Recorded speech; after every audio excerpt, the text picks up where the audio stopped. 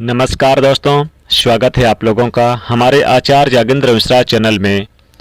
नवरात्रि में कन्याओं को गलती से भी ना खिलाएं ये चीज़। दोस्तों, सच्चे हृदय से कमेंट बॉक्स में लिखें जय माता रानी। माता रानी आपका स्वागत है हमारे घर में। माता रानी सभी के कष्टों को समाप्त करे और आपकी झोली खुशियों से सदैव भरी रहे। देवी एवं सज्जनों, आज हम बात करेंगे चैत्र नवरात्रि में कन्याओं को कौन सी ऐसी चीज़ है जो गलती से भी नहीं खिलानी चाहिए। दोस्तों, देवी एवं सज्जनों, नवरात्रि का महापर्व 9 देवियां अर्थात 9 कन्याओं को समर्पित होता है।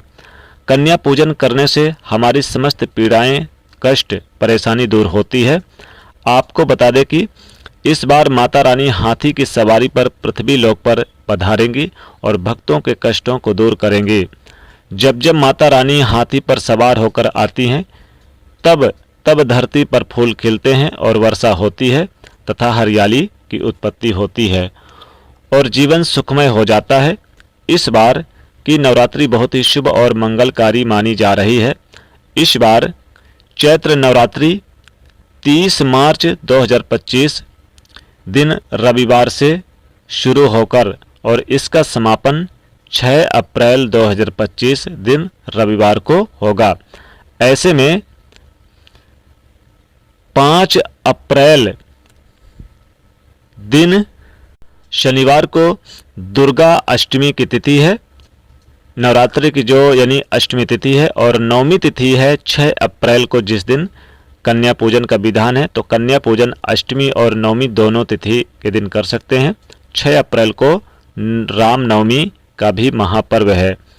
तो इस बार महाअष्टमी 5 अप्रैल और साथ ही साथ 6 अप्रैल को नवमी तिथि है। ये दोनों तिथियां कन्या पूजन के लिए बहुत ही विशेष रहती हैं।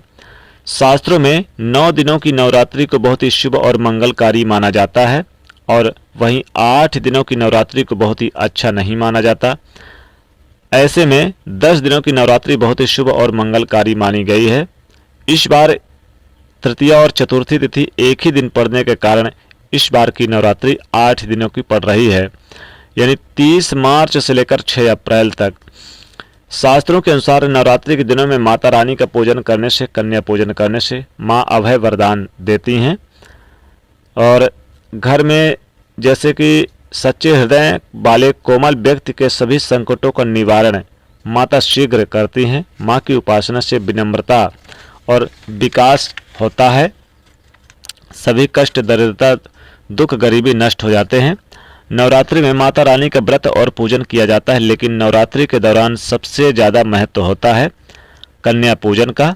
दोस्तों, माना जाता है कि व्रत और उपासना से माता रानी इतना प्रसन्न नहीं होती हैं जितना कि कन्या पूजन से होती हैं। नवरात्रि में छोटी छोटी कन्याओं को माता रानी का स्वरूप माना जाता है। कन्याओं को भोग लगाया जाता है, उन्हें प्रसन्न किया जाता है और बदले में आशीर्वाद मांगा जाता है। कन्याओं को प्रसन्न करने के लिए गिफ्ट आदि उपहार वगैरह दिए जाते हैं। माना जाता है कि अगर कन्याओं को कोई भेंट या गिफ्ट दिया जाए तो वो उसे खुशी खुशी स्वीकार कर ले, तो इसका मतलब है माता रानी अर्थात वैष्णव माँ ने वो भेंट स्वीकार कर ली। जिन पर कन्याएं प्रसन्न होती हैं तो समझो उन्हें माता रानी का आशीर्वाद मिल गया और माता रानी की कृपा से उन्हें मुँह मांगा वरदान प्राप्त होता है। नवरात्रि में 2 साल से लेकर 10 साल तक की कन्या का पूजन होना चाहिए। अष्टमी अथवा नवमी को कन्याओं के पैर धोकर भोजन कराना, उपहार आदि देना श्रेष्ठ माना जाता है। दोस्तों, जैसे कि कैसे करें स्वागत। दोस्तों, कन्या जब आपके घर आए तब सभी के पैर को दूध और पानी से उनके पैर को धुलाना चाहिए। फिर उसके बाद कन्याओं को किसी साफ जगह पर ज़मीन पर कपड़ा बिछाकर बैठाना चाहिए। उनके माथे पर अक्षत, फूल और कुमकुम लगाना चाहिए। फिर उसके बाद भोजन ग्रहण करवाना चाहिए, लेकिन हमेशा याद रखें कन्याओं की थाली में 3 पूरियां कभी ना रखें, इसे शुभ नहीं माना जाता। 3 पूरियां तथा 3 रोटियां मरने के लिए निकाली जाती है और मरने वाले के लिए निकाली जाती है और जेल में कैदियों के लिए दी जाती है। ऐसे में कन्याओं को उनकी थाली में 3 पूरी कभी ना दें, लेकिन 1-2 करके पूरियां दे सकते हैं।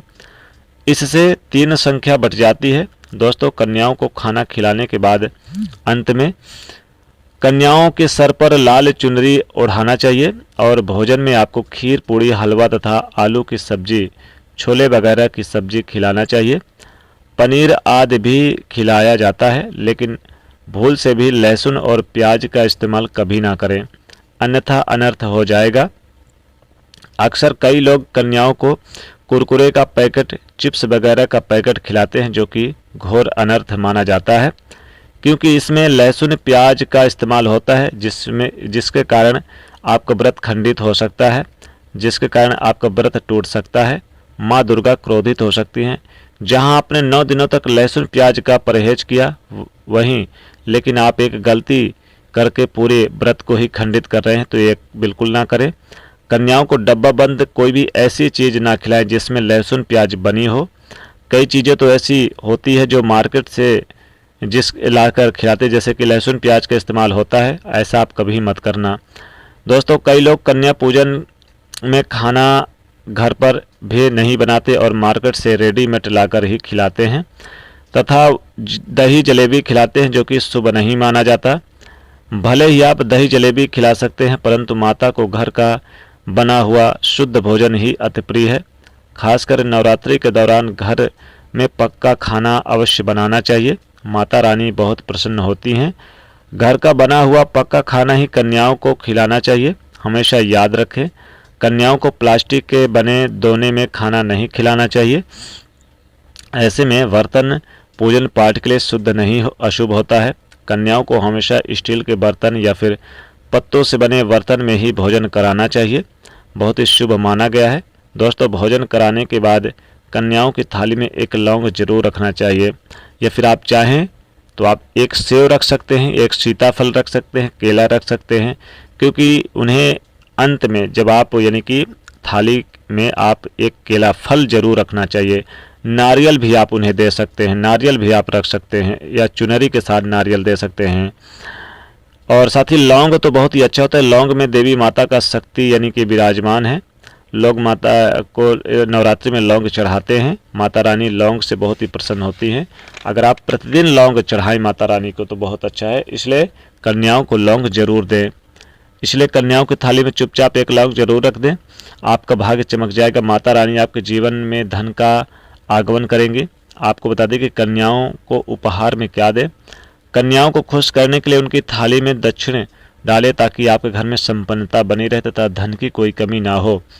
कन्याओं को आप किसी भी दिन यानी कि एक चीज़ और दे सकते हैं, सुंदर सा गिफ्ट दे सकते हैं। आप उन्हें कपड़े वगैरह दे सकते हैं शास्त्रों के अनुसार, या फिर उन्हें कोई भी आप फल वगैरह दे सकते हैं। फलों में नारियल जरूर दे दें कन्याओं को। अगर नारियल दे रहे हैं तो आप चुनरी में बंद करके दें, कुछ उसमें दक्षिणा रख दें, 10, 5, 20, 21, 51, 100 जो भी आपसे बन पड़े। इससे कन्या बहुत प्रसन्न होती हैं। कहते हैं कन्या जितना प्रसन्न होकर आपके घर से जाएंगी उतना ही अच्छा रहेगा। तो कन्याओं को आप नारियल भी दे सकते हैं, फल दे सकते हैं, लेकिन उन्हें कोई भी नमक या फिर लहसुन प्याज से बनी चीज़ें ना दें। खीर, पूड़ी, हलवा यानी उन्हें खिला सकते हैं।